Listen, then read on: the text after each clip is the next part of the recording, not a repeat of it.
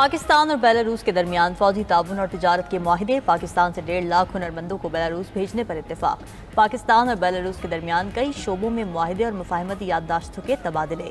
वज़ीर आज़म शहबाज शरीफ और बेलारूस के सदर अलेक्जेंडर लुकाशेंको तकरीब में शरीक हुए। बेलारूसी ऐवान सनत और तिजारत और ट्रेड डेवलपमेंट अथॉरिटी पाकिस्तान के दरमियान ताउन का मुआहिदा। फौजी ताउन 2025 से 2027 का रोड मैप भी पेश किया गया। दोनों ममालिक के माबैन ज़रूरी मशीनरी और इलेक्ट्रिक गाड़ियों की मुश्तरका तैयारी पर भी इत्तेफाक। इलेक्ट्रिक गाड़ियों बसेस की तैयारी और ग़ज़ाई तहफ़्फ़ुज़ के शोबे में ताउन बढ़ाया जाएगा। दोनों ममालिक की वज़ारत दाखिला के माबैन भी ताउन का मुआहिदा तय पाया। मुश्तरका न्यूज़ कॉन्फ्रेंस के दौरान वज़ीर आज़म शहबाज शरीफ ने कहा कि बेलारूसी सदर के दौरे पाकिस्तान ने दोस्ती की मजबूती में अहम किरदार अदा किया।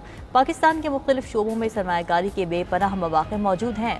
बेलारूसी कंपनीज़ को सरमायाकारी के साजगार माहौल से फ़ायदा उठाना चाहिए। बेलारूसी सदर अलेक्जेंडर लुकाशेंको ने कहा कि पाकिस्तान के साथ अपने ताल्लुकात को बहुत अहमियत देते हैं। दोनों ममालिक के दरमियान मुख्तलिफ शोबों में ताउन के फ़रोग़ के वसी मौक़े मौजूद हैं। शहबाज शरीफ के दौरे से दो तरफ़ा ताल्लुकात को नई जहत मिलेगी।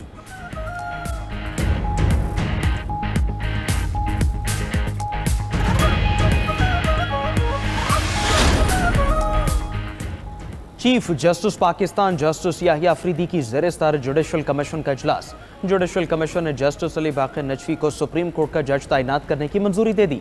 ज़राए के मुताबिक जस्टिस अली बाक़िर नजफी की तैनाती की मंजूरी 9-4 की अक्सरियत से दी गई। Chief justice Yahya Afridi, justice Mansoor Ali Shah की मुखालफत, जस्टिस मुनीब अख्तर और जस्टिस जमाल मंदोखेल ने भी अक्सरियती राय से इख्तिलाफ किया। पीटीआई ने जुडिशल कमीशन इजलास में जस्टिस अली बाक़िर नजफी की तकर्री की हिमायत में वोट दिया। क़ायम मकाम चीफ जस्टिस की जगह जुडिशल कमीशन के नए मेंबरान की तकर्रुर का फैसला। जस्टिस रिटायर्ड मकबूल बाक़िर सिंध से मेंबर जुडिशल कमीशन तैनात होंगे। बलोचिस्तान हाई कोर्ट से जस्टिस रिटायर्ड नज़ीर लांगू जुडिशल कमीशन के मेंबर तैनात करने की मंजूरी। इस्लामाबाद हाई कोर्ट से जस्टिस रिटायर्ड शौकत अजीज सिद्दीकी, पेशावर हाई कोर्ट से जस्टिस रिटायर्ड शाकिरुल्लाह जान मेंबर जुडिशल कमीशन तैनात होंगे। जुडिशल कमीशन ने जस्टिस शुजात अली खान से मुतालिक रिमार्क्स हज़फ करने की मुत्तफ़िक़ा तौर पर मंजूरी भी दे दी।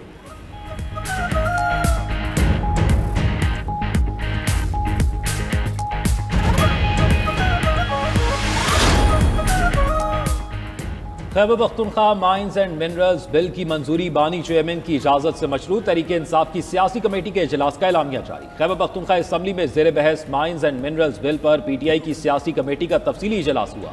एलामिया में कहा गया कि बिल पर खैबर पख्तूनख्वा असम्बली में बहस जारी है। बिल बानी पीटीआई के एजेंडे और मंशूर के ऐन मुताबिक होगा। बानी चेयरमैन की इजाजत के बाद ही बिल असम्बली से मंजूर करवाया जाएगा।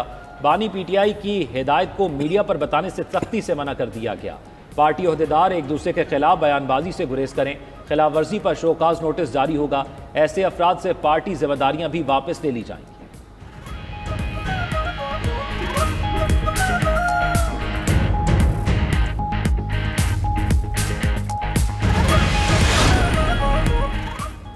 वज़ीर आला पंजाब का खातून अव्वल तुर्किया की दावत पर अनातोलिया का दौरा। वज़ीर आला मरियम नवाज डिप्लोमेसी फोरम के तहत मुनक़िदा बैन अक़वामी कॉन्फ्रेंस में शिरकत करेंगी। फोरम का थीम बिखरी हुई दुनिया में डिप्लोमेसी का दोबारा दावा करना है। दूसरी तरफ पंजाब में पहली बार ट्रांसजेंडर्स को हुनरमंद बनाने का फैसला। ट्रांसजेंडर्स के लिए टेक्निकल स्किल्स की ट्रेनिंग का जामे प्रोग्राम शुरू होगा। 1600 ट्रांसजेंडर्स को IT और फ्रीलांसिंग सिखाई जाएगी। ट्रांसजेंडर्स को टेलरिंग और फैशन डिज़ाइनिंग की तरबियत भी दी जाएगी।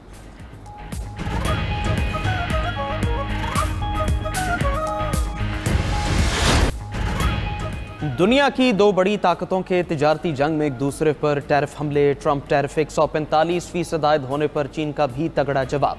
अमरीकी अशिया पर टैरिफ 84% से बढ़ाकर 125% करने का ऐलान कर दिया। अमरीकी मसनूआत पर 125% टैरिफ कल से आयद होगा। चीनी वजारत खजाना का कहना है अमरीकी टैरिफ नंबर गेम है और ये मजाक बन जाएगा। अमरीकी टैरिफ बुनियादी मुआशी उसूलों के खिलाफ है। दूसरी तरफ हॉलीवुड फिल्म भी अमरीका और चीन की तिजारती जंग की जद में आ गई। चीन का हॉलीवुड फिल्मों की दरामद महदूद करने का ऐलान। चीन की नेशनल फिल्म एडमिनिस्ट्रेशन का कहना है अमरीकी फिल्मों की दरामदात को कम कर दिया जाएगा। फैसले से चीन के बॉक्स ऑफिस पर हॉलीवुड का शेयर 5% तक गिर गया।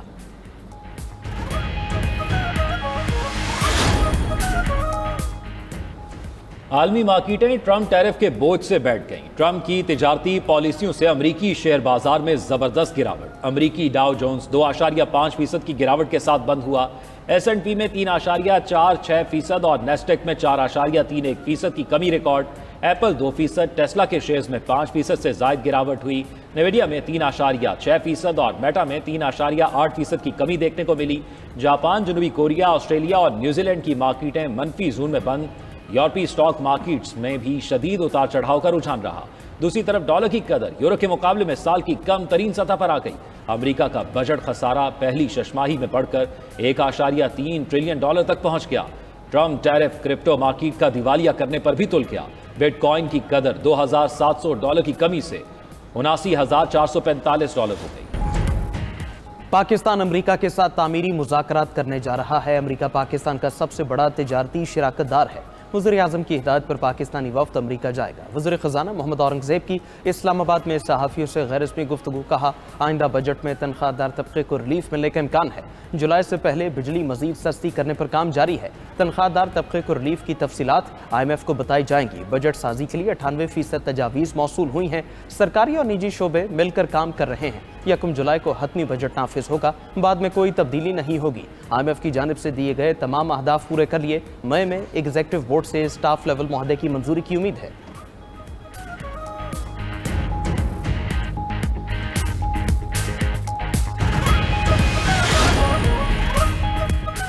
पाकिस्तान का ग्रीन बॉन्ड्स के इजरा का फैसला। पाकिस्तान स्टॉक एक्सचेंज में 30 अरब रुपए मालियत के ग्रीन बॉन्ड्स का इजरा किया जाएगा। ग्रीन बॉन्ड्स फाइनेंसिंग को क्लाइमेट चेंज के मंसूबों पर खर्च किया जाएगा। वजारत खजाना के ज़राए के मुताबिक IMF की मुशावरत से स्टॉक एक्सचेंज में बॉन्ड्स जारी करने का फैसला किया गया। IMF लोकल फंड रेजिंग और प्रोजेक्ट की मॉनिटरिंग भी करेगा। लोकल फंड रेजिंग और पांडा बॉन्ड्स इजरा पर RSF की किस्त मिल सकेगी। ज़राए के मुताबिक पाकिस्तान स्टॉक एक्सचेंज में ग्रीन बॉन्ड्स का इजरा रवामा मुतवक्के।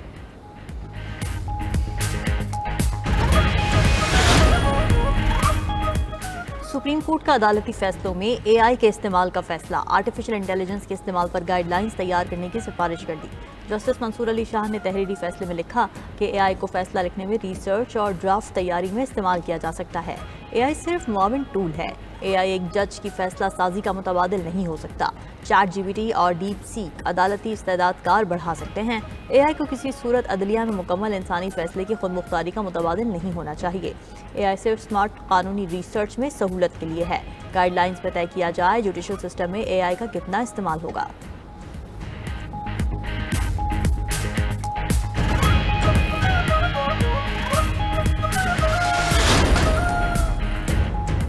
इसराइल के खिलाफ सोशल मीडिया पोस्ट करने वालों के गिर्द घेरा तंग। अमरीकी हुकूमत का इसराइल मुखालिफ पोस्ट करने वाले फर्द को वीज़ा न देने का फैसला।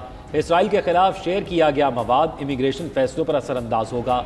महकमा अमरीकी शहरियत और इमिग्रेशन सर्विसेज का कहना है कि वो गैर मुल्कियों के सोशल मीडिया अकाउंट्स का तफसीली जायजा लेगी।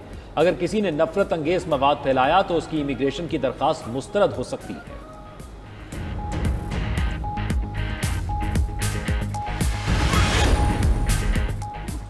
इसराइल गजा में खून बहाने से बाज न आया। सिहोनी फौज की बमबारी से 24 घंटों में मजीद 35 फलस्तीनी शहीद।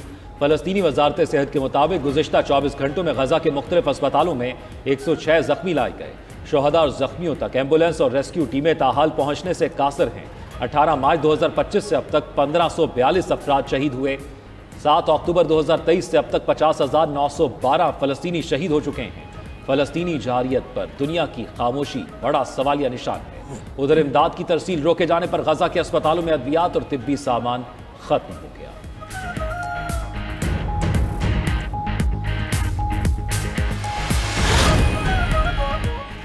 इंग्लैंड के 90% से ज़ायद स्कूल्स में मोबाइल फ़ोन के इस्तेमाल पर पाबंदी आए। सरबराह नेशनल एजुकेशन यूनियन ने स्कूलों में मोबाइल फ़ोन्स और 16 साल से कम उम्र के बच्चों के लिए सोशल मीडिया के इस्तेमाल पर कानूनी पाबंदी लगाने का मुतालबा किया था।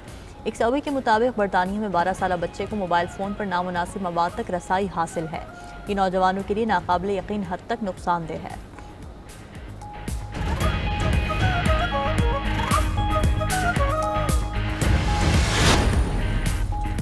इजराइल गाजा में खून बहाने से बाज न आया। सऊदी फौज की बमबारी से 24 घंटों में मजीद 35 फलस्तीनी शहीद। फलस्तीनी वजारत सेहत के मुताबिक गुज़िश्ता 24 घंटों में गाजा के मुख्तलिफ अस्पतालों में 106 जख्मी लाए गए। इमदाद रोके जाने पर गाजा के अस्पतालों में अद्वियात और तिब्बी सामान ख़त्म हो गया। दूसरी तरफ गाजा जंग से तंग आए सैकड़ों इजरायली फ़ौजियों ने अपनी हुकूमत को खुला ख़त लिख दिया। 1000 से ज़ायद फ़ौजियों का नेतन्याहू से गाजा जंग ख़त्म करने का मुतालबा खत में लिखा कि नेतन्याहू की हुकूमत ने इजरायली साख को दुनिया भर में बर्बाद करके रख दिया है। गाजा जंग मुल्की सलामती के बजाय सियासी और ज़ाती मफादात के लिए लड़ी जा रही है। इजरायली बहरिया के 150 से ज़ायद साबिक़ एहलकारों ने भी गाजा जंग ख़त्म करने का मुतालबा कर दिया। इजरायली वज़ीर आज़म बिन्यामिन नेतन्याहू ने खत लिखने वाले फ़ौजियों को शिद्दत पसंद ग्रुप करार देकर मुलाजमत से निकालने की धमकी दे दी।